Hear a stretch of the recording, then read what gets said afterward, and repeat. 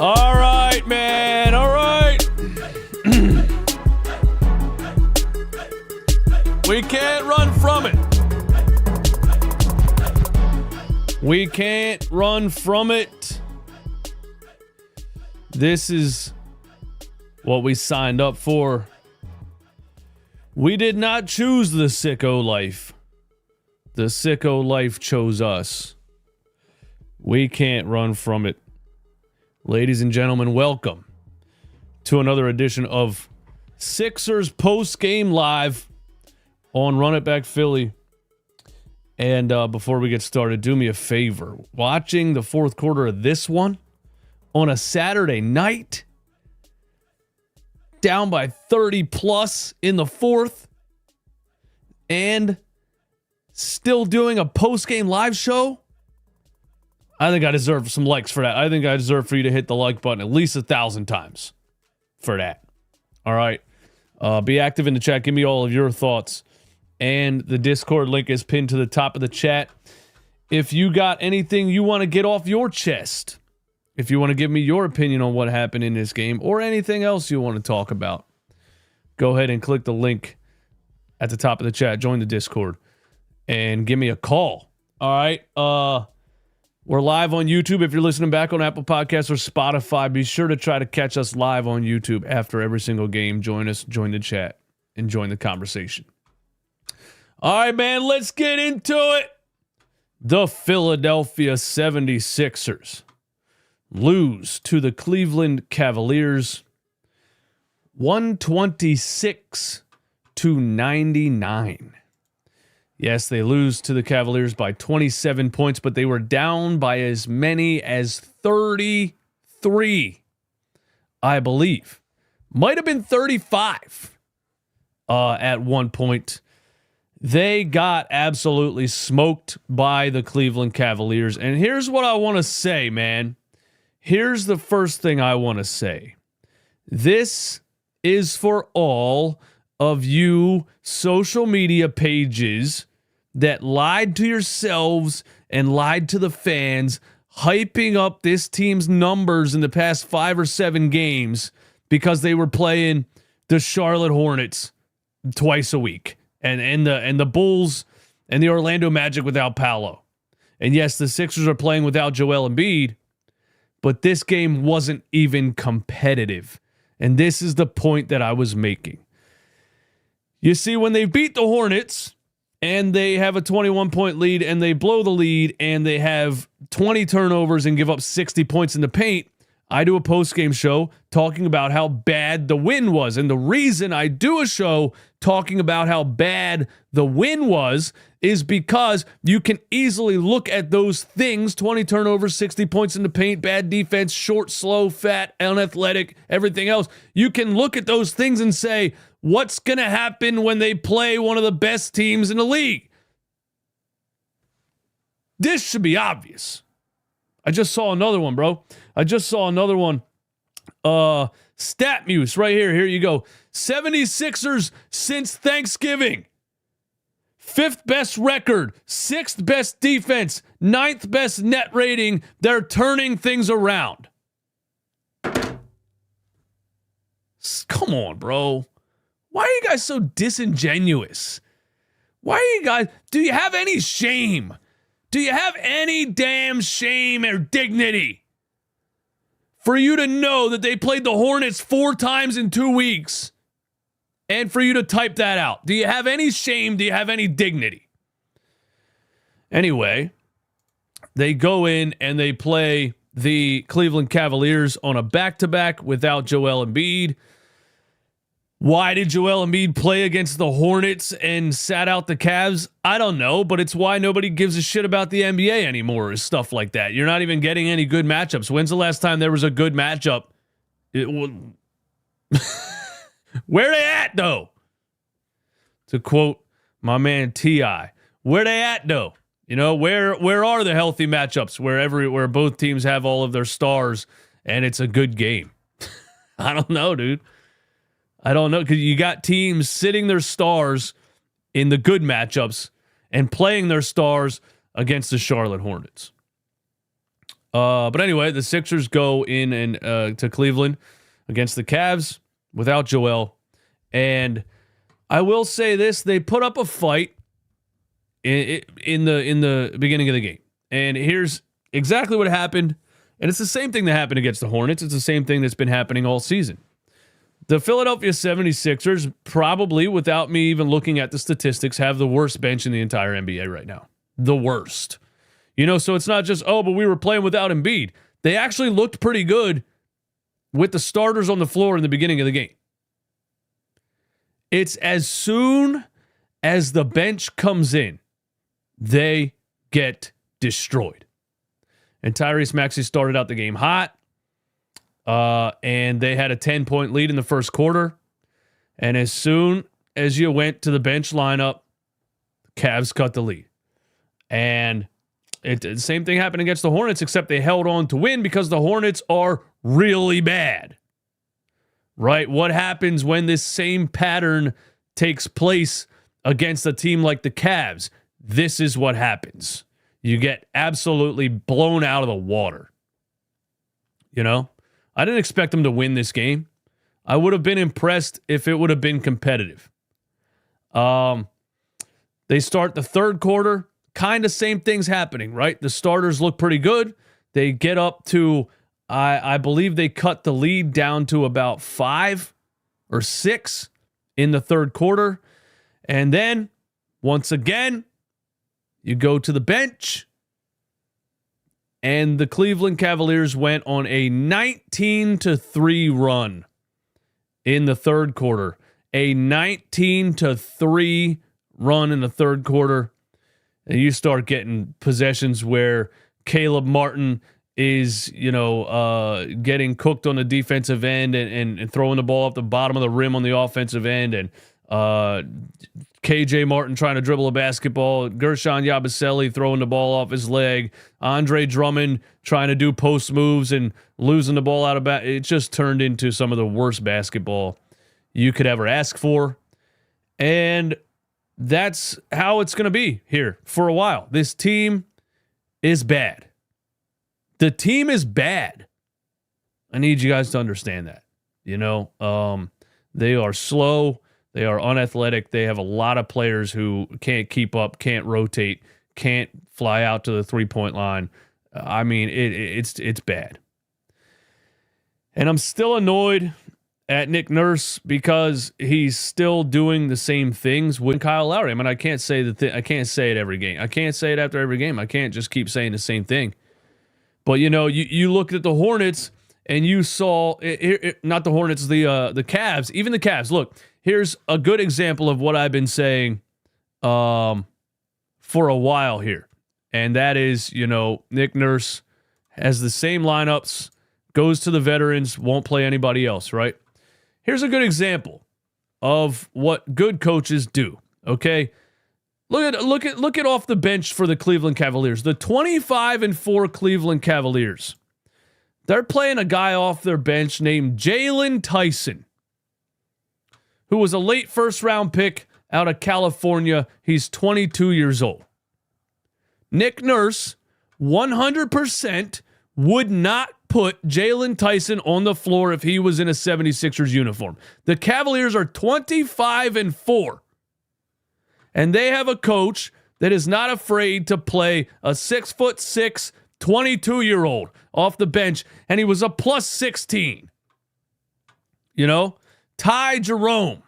How old is Ty Jerome? He's 27.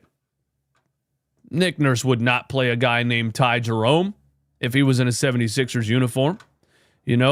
Sam Merrill had 8 minutes off the bench. Answer me in the chat. Would Nick Nurse put a guy named Sam Merrill in a basketball game? Absolutely not. What do? 10 minutes for Eric Gordon. 29 minutes for Caleb Martin.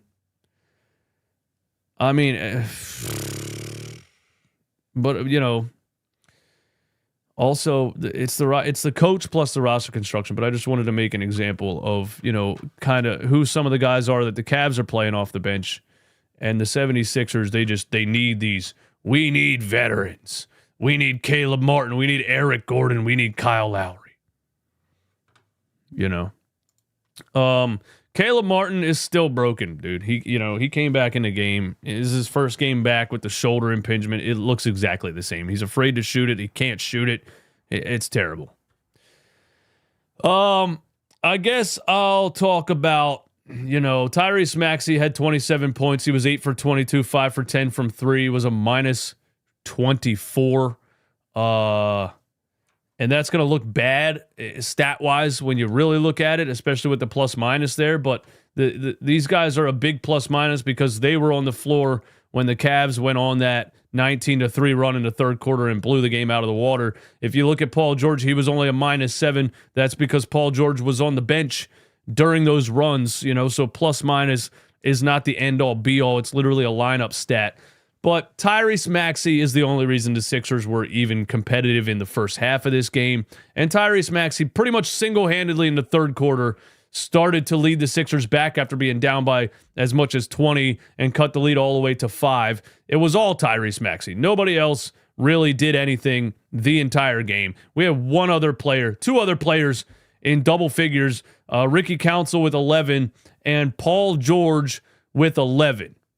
So Tyrese Maxey did everything he could in this game.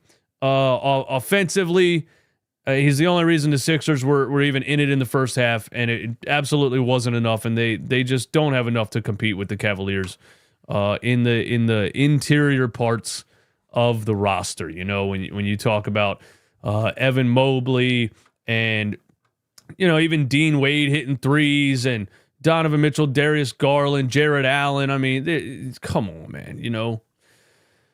Sixers are so bad that Tristan Thompson was in this game. Tristan Thompson, who I thought retired years ago, was playing basketball today. He played 5 minutes at the end of this game. Tristan Thompson. Yeah, that's how bad the 76ers were. Podcast P, man. Podcast P. Oh, my God, bro. Oh, my God, Paul George. You can't be this bad, dude. Paul George, you can't be this bad, man. You just can't. You can't be this bad. 5 points last night against the Hornets. Then you come back the next night and put up 11 against the Cavs. A 4-year max contract at over $50 million per year. And you are putting up stat lines of 5 points in 39 minutes last night and 11 points in 27. This is disgraceful. This is disgusting levels of thievery. Paul George should be arrested for thievery, for armed robbery for this contract. And what, 6 freaking years of Tobias Harris. 6 freaking years of Tobias Harris.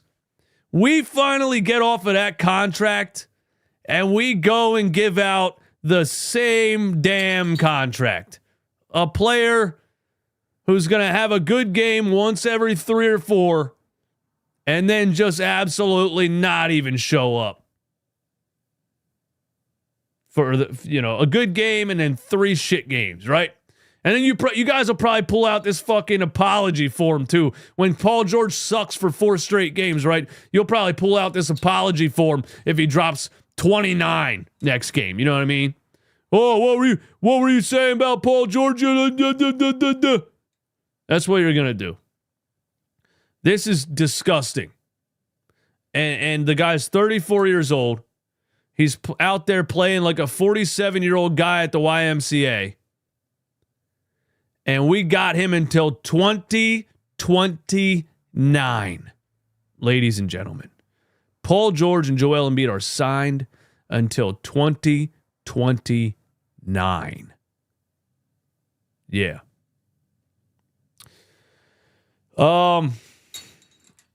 Nick Nurse is an idiot. I'm sorry, guys. I just don't know what else to say. The guy is a fucking idiot. He just is, man. There's just no other explanation for the things that this guy is doing.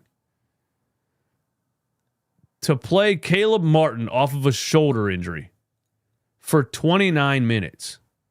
The guy clearly can't shoot the ball. They're guarding him like Ben Simmons. They're not even going out to the three-point line. He's catching the ball and doing a jab step and trying to drive when the defender's 7 feet away from him because they're begging him to shoot. They're daring him to shoot. And he can't. He's broken. Why are you playing a broken player for 29 minutes?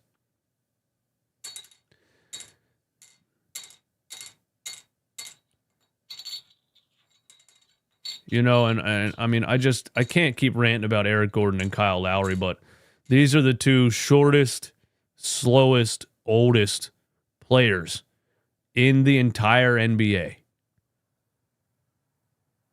And they are in the 2024-25 76ers bench lineups.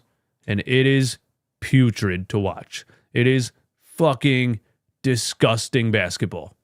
It is embarrassing basketball when those two guys come on the floor. Now, how did we end up with this?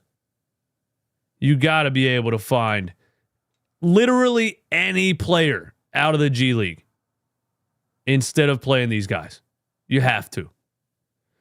So once the Sixers go down 20 in the beginning of the fourth quarter, Nick Nurse puts a Dembona in the game and Jeff Doughton Jr.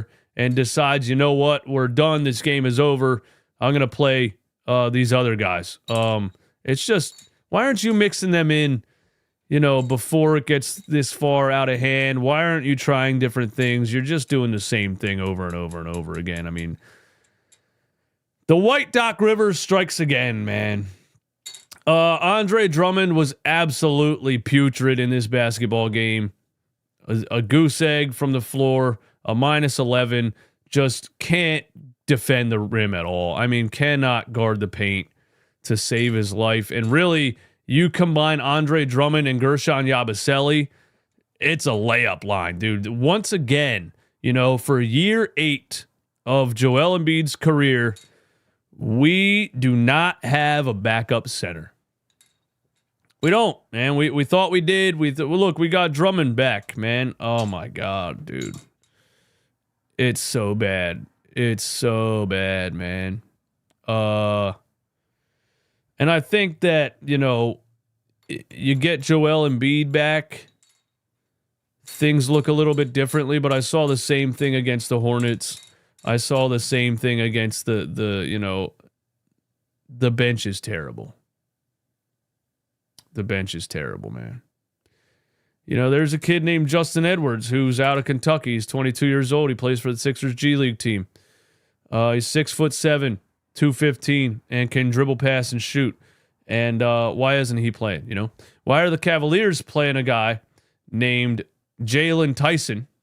And you know, the Hornets are playing a guy named Jaquan Jeffries and Isaiah Wong. And the Sixers won't play any of their young guys. This is what they were doing at the beginning of the season. Doing the same thing over and over and getting blown out. And they're still doing it. We're 9-17, man. And they're just doing the same thing over and over. It doesn't make somebody explain it to me. It doesn't make sense. Nick Nurse called a timeout down by 25 points in the fourth quarter. And he looked frustrated. He's actually confused. He's actually, this is the craziest part about Nick Nurse. These bench lineups with the shortest, oldest guys in the league, he's actually trying to win. He thinks this makes sense. That's what blows my mind about Nick Nurse. He puts these lineups out there thinking it's going to work. And then it doesn't work. And he looks so frustrated and confused. Why would you think this is going to work? And he calls a timeout with down by 25, just shaking his head frustrated. It's so wild to watch a coach lose this many games in a season in the same exact fashion and look like he can't figure out why. But the thing is, Nick Nurse is bad, but this roster construction is absolutely putrid. It just is, man, and it's flat out not going to be good enough. I'm sorry. I know Joel Embiid came back against the Bulls, and I was being positive, but even with Joel Embiid back, they're not going to be good enough because these bench lineups are awful. I'm sorry. Gershon Yabusele can't defend anybody. Caleb Martin is broken. Kyle Lowry is 50 years old. Eric Gordon is 55. That's our bench, bro. You're going to get smoked against a good team every single time when that's your bench. The only reason the Sixers probably have 9 wins is, number one, they played the Charlotte Hornets 7 times. And number 2, Jared McCain off the bench. So guess what? Your season series against the Hornets is over. And Jared McCain's out for the season with knee surgery. So what are you going to do now, huh? And, everybody that came at me, oh, you're so negative. You're always negative. You're complaining after a victory, bro. Why do you blah, blah, blah. They got the best the best defensive rating in the last 5 games against Brandon Miller and LaMelo Ball. All I had to do was wait for him to play a team like this. What did you guys think? You thought they were going to beat the Cavs? All I had to do was wait for him to play a team like this, so I could sit back and say, told you. Come on, man. Come on, bro. It's easy. It's easy to predict, man. It's very simple. Very simple to predict. When you watch the Sixers bench lineups, they're not going to compete with anybody with that. I don't think I have anything else to say, man. It's just really frustrating right now because, somebody in the chat during the live stream said, let's hang it up and wait for some cap space. And I said, wait for some cap space. Joel Embiid and Paul George are signed until 2029. So the frustrating part is you can't even look at this and say, well, this isn't working, man. Let's do something else. You can't do something else. We might have just signed up for bad 76ers basketball for the next 5 years. That's what's really frustrating about it. If they weren't on 4 or 5 year contracts, it's really, really, really hard to be excited when these guys are signed until 2029.